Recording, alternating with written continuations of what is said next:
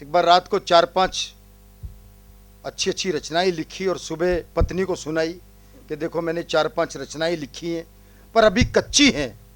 पत्नी बोली गैस पे रख दूं, अभी पक जाएंगी। तो ये भी बहुत बड़े आयोजक हैं उपेंद्र भाई। एक बड़े आयोजक ने इनको बुलाया एक बार, बोले जी एक बड़ा कवि सम्मेलन करवाना, कितना खर्चा आएगा? उपेंद्र भाई ने कहा 7 कवियों के 2 लाख रुपए लगेंगे। आयोजक बोला जी 7 कवियों के 2 लाख, कुछ कम कर लो। इन्होंने 2 कवि कम कर दिए। तो इनसे निपटना बड़ा मुश्किल बात है वैसे, ये किसी को भी निपटा दे वैसा। अभी भी लाइव चल रहा है, लेकिन कुछ लोग मोबाइल से वीडियो बना रहे हैं, कुछ बच्चे मोबाइल से वीडियो बना रहे हैं। और ये मोबाइल अभी इतनी आवश्यकता बन गई है कि आपका मोबाइल अगर गलती से आपके मित्र के यहाँ छूट जाए तो आपको बिल्कुल ऐसा लगता होगा जैसे अपनी भोली भाली गर्लफ्रेंड को इमरान हाशमी के पास छोड़ आए हो।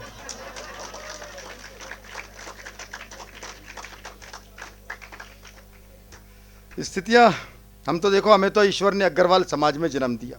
अग्रवाल समाज का आदमी 52 बुद्धि लेकर के पैदा होता है सुशील जी। वो एक बार एक अग्रवाल का नंबर हॉट सीट पे लग गया। पहले प्रश्न में उसने कहा मैं अपनी लाइफलाइन यूज करना चाहता हूं। अमिताभ जी ने पूछा कौन सी लाइफलाइन? बोले फोन अ फ्रेंड। बोले आप किससे बात करेंगे?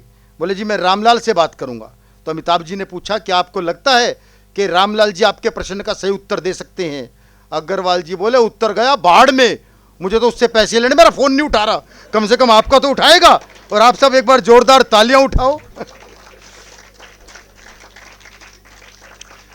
हम तो, आप इतना बहुमूल्य समय अपना, इतने टीवी चैनल्स हैं, आज सुबह उठे 10 चैनल खोलें तो 12 बाबा प्रवचन करते मिलते हैं। और इतने व्यस्त समय में से आपने कविता के लिए समय निकाला है, मैं आप सबको नमन करता हूं।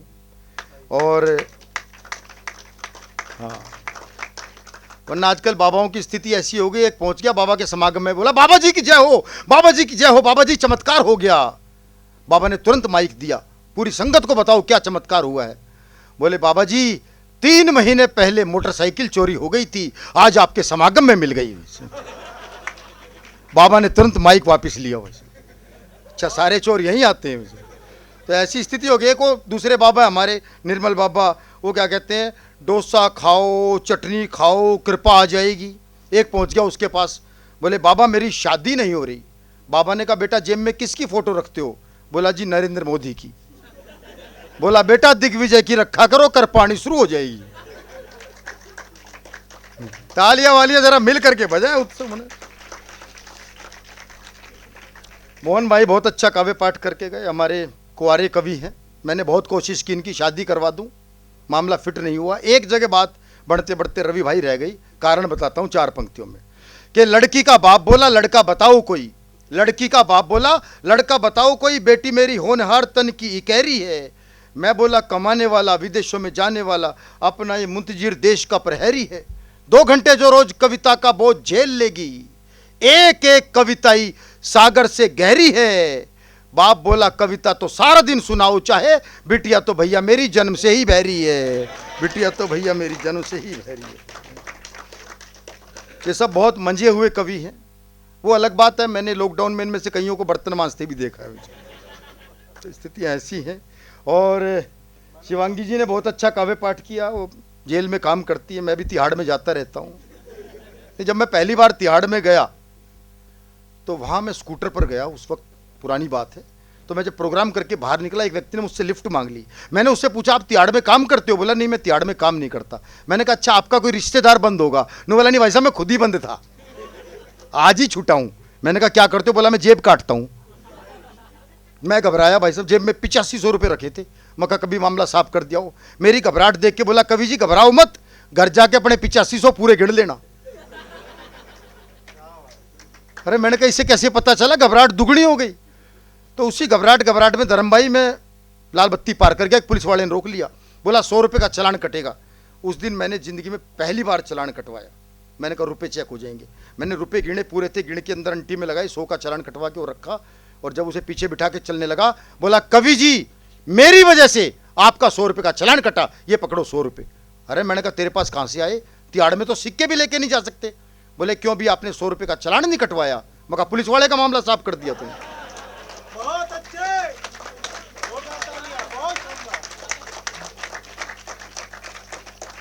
अरे मैंने कहा भाई ये क्या कर दिया? अरे वो चालान पे मेरा नाम लिखा, मेरा एड्रेस लिखा, मेरा फ़ोन नंबर लिखा है, वो पुलिस वाले मुझे घर से उठा लेंगे। बोले जी कुछ नहीं होगा। मैंने कहा ऐसे कैसे? ने बोला जी मानो। मैंने कहा ऐसे कैसे मानूं? ने बोला नहीं मानते तो लो चालान बुक भी रख लो। ऐसे ऐसे छटे हुए मिलते हैं। वैसे वो पिछले दिनों ट्रैफिक पुलिस अपना सप्ताह मना रही थी, एक की गाड़ी रुकवाई, बोला गाड़ी रोको गाड़ी रोको गाड़ी रोको। ने गाड़ी रोकी, बोला घबराओ मत, आपने लाल बत्ती भी पार नहीं की है, सीट बेल्ट भी लगा रखी है, स्पीड भी कंट्रोल में है। हम ट्रैफिक पुलिस सप्ताह मना रहे हैं, हम ट्रैफिक पुलिस की तरफ से आपको 1,000 रुपये का पुरस्कार देते हैं। अब आप बताइए सबसे पहले इस 1,000 रुपये का क्या करेंगे? बोला जी लाइसेंस बनवाऊंगा। साथ में बैठी थी उसकी माँ, बोली हाँ लाइसेंस बनवाएगा, और जब मकान मालिक एक हफ्ते से चक्कर काट रहा है, उसका किराया तेरा बाप देगा? शराब पी के कुछ भी बोलता रहता है। बोला अच्छा शराब भी पी रखी है? इतने में पिताजी की आंख खुल गई और सामने पुलिस वाले को देखते बोला मुझे पता था चोरी की गाड़ी में हम ज्यादा दूर नहीं जा पाएंगे। ये हाल हो गया भाई साहब। अच्छा पुलिस का तो आपको पता है, दिल्ली की पुलिस तो मैं तो देखो पूरे देश में जाता हूँ, लेकिन एक ही बात कहता हूँ, जितनी अच्छी दिल्ली की पुलिस है उतनी अच्छी पुलिस पूरे देश में कहीं नहीं है। दिल्ली की पुलिस इतनी अच्छी है जितने दे दो उतने ही रख लेती है। हाँ वो मुझे याद है, वो पुलिस वाला एक इंस्पेक्टर पकड़ के लाया किसी को, उसे कूटा, खूब कूटा, मैं तेरे ऊपर चोरी का इल्जाम लगा दूंगा, मेरे ऊपर डकैती का इल्जाम लगा दूंगा, मैं तेरे ऊपर स्मैक का इल्जाम लगा दूंगा। तभी उसका फोन बज गया। हवलदार ने कहा साहब आपके घर से फोन आया। बोला स्पीकर पे डालो। उधर से स्पीकर पे आवाज डाली, उधर से आवाज आई बधाई हो इंस्पेक्टर साहब, आप पिता बन गए हैं। वो चोर कुटते कुटते बोला लगा दो साहब लगा दो, ये इल्जाम भी मेरे पे लगा दो।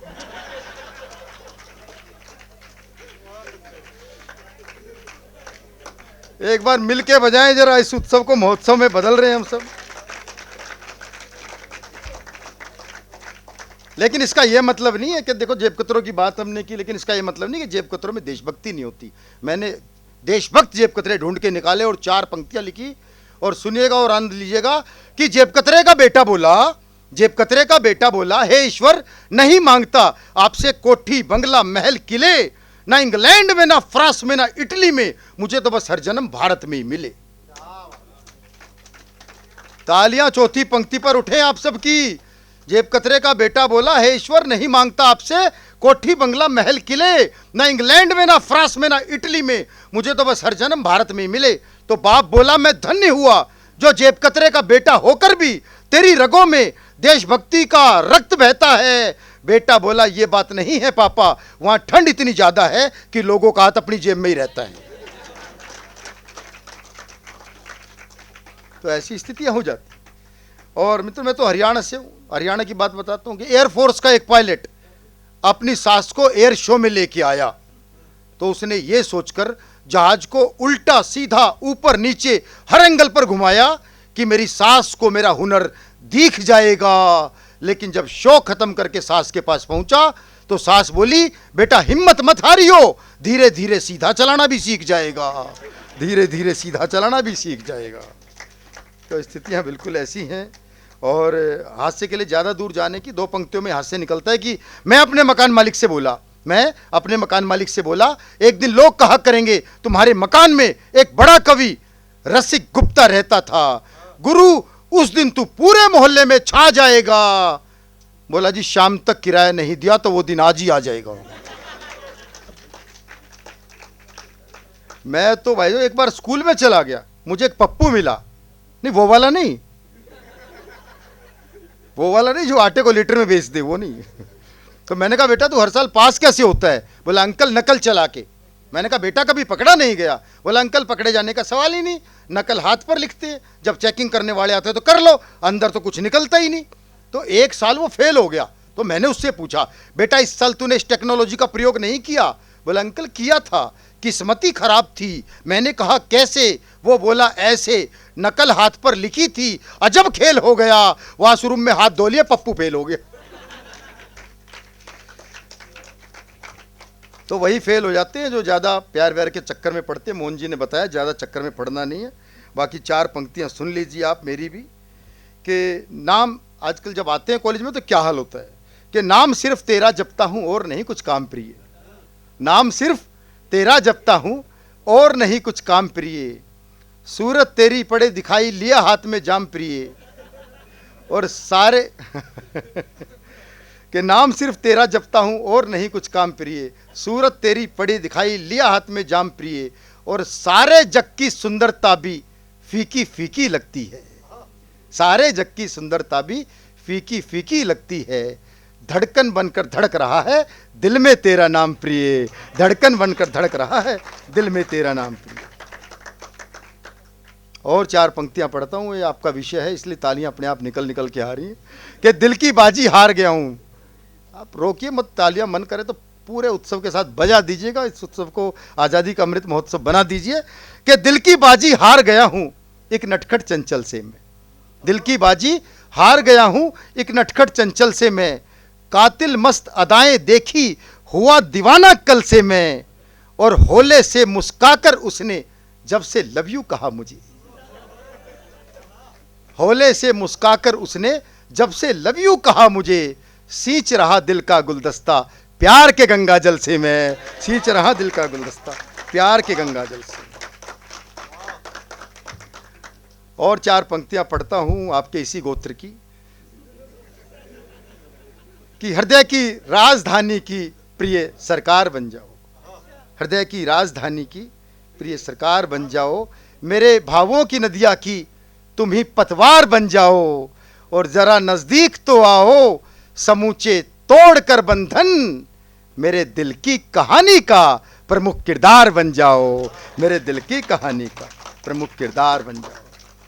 बहुत सी समय की सीमाएं हैं और मुझे लगता है कि अब हमें समेटना चाहिए कार्यक्रम। मैं एक कविता, जी मैं उनको बिल्कुल बुलाता हूँ, एक कविता मैं अपनी अंतिम रचना रखना चाहता हूँ। मैंने एक पत्थर पर कविता लिखी और आप सब जिस जीवंतता के साथ सुन रहे हैं, मुझे लगता है इससे अच्छी कविता इस वेंकटेश्वर कॉलेज के लिए मेरे पास नहीं हो सकती। सुनिएगा, एक बार माहौल दीजिएगा, थोड़ा सा आप तालियां बजाकर मुझे आदेशित करें। मैं एक कविता पढ़ता हूँ कि मैं एक पत्थर हूँ, मानव जन्म से ही मेरा गहरा नाता है, मैं एक पत्थर हूँ, मानव जन्म से ही मेरा गहरा नाता है, और मेरा नाम लेने पर हर कोई थर थर कांप जाता है। दंगा फसाद हड़ताल में मुझे विशेष इज्जत मिलती है, और मुझे इस्तेमाल करके ही दंगाइयों की तबीयत खिलती है, और मुझे इस्तेमाल करके ही दंगाइयों की तबीयत खिलती है। मक्का में शैतान पर पत्थर मारने के लिए सारी दुनिया से लाखों लोग करोड़ों खर्च करके आते हैं, और मेरे माध्यम से ही सदियों पुरानी परंपरा निभाते हैं, और मेरे माध्यम से ही सदियों पुरानी परंपरा निभाते हैं। विश्व का 8वां आश्चर्य जिस पर दुनिया करती है नाज, मेरा ही मार्बल का रूप तराश दिया तो दूध में नहाया हुआ ताज, तराश दिया तो दूध में नहाया हुआ ताज। लैला ने भी कहा कोई पत्थर से ना मारे मेरे दीवाने को, लैला ने भी कहा कोई पत्थर से ना मारे मेरे दीवाने को, क्या मैं रह गया हूं सिर्फ मजनूओं का खून बहाने को, अरे मुझे इस्तेमाल करो सिर्फ मानवता के लिए, जैसे सर छुपाने को कोई घर बनाने को, जैसे सर छुपाने को कोई घर बनाने को। सुना है जब किसी की अकल पर पत्थर पड़ जाते हैं तो उनमें से कुछ नेता तो कुछ मंत्री बन जाते हैं। मानव वैज्ञानिक बनकर मंगल तक भी होकर आया है, लेकिन वहां से भी सिर्फ मेरे ही कुछ नमूने लाया है, लेकिन वहां से भी सिर्फ मेरे ही कुछ नमूने लाया है। मैं तुच्छ होते हुए भी नदी के प्रचंड वेग का मुकाबला कर लेता हूं, और कई बार तो घिस घिस कर स्वयं ही शिवलिंग का रूप धर लेता हूं, और कई बार तो घिस घिस कर स्वयं ही शिवलिंग का रूप धर लेता हूं। मैं कितनी ही बार किसी शिल्पी के प्रेम के वशीभूत होकर उसकी छेनी हथौड़ी की मार सह जाता हूं, और एक मूर्ति के रूप में प्रकट होकर किसी देव की अनकही कहानी कह जाता हूं, और एक मूर्ति के रूप में प्रकट होकर किसी देव की अनकही कहानी कह जाता हूं। और कविता की सबसे नाजुक पंक्तियां आपको सौंपता हूं कि मैं किसी बड़े से बड़े शीशे के घमंड को, मैं किसी बड़े से बड़े शीशे के घमंड को अपने छोटे से टुकड़े द्वारा पल भर में चूर कर सकता हूं, और कभी ग्रेनाइट की पॉलिश द्वारा खुद शीशे का रूप धर सकता हूं, और कभी ग्रेनाइट की पॉलिश द्वारा खुद शीशे का रूप धर सकता हूं। जिस प्रकार घर बनाने वाले खुद बेघर होते हैं, लेकिन उन घरों के नीचे उनका खून पसीना गड़ा होता है, उसी प्रकार नींव का पत्थर खुद नजर नहीं आता, लेकिन पूरा भवन उसी नींव के पत्थर पर खड़ा होता है।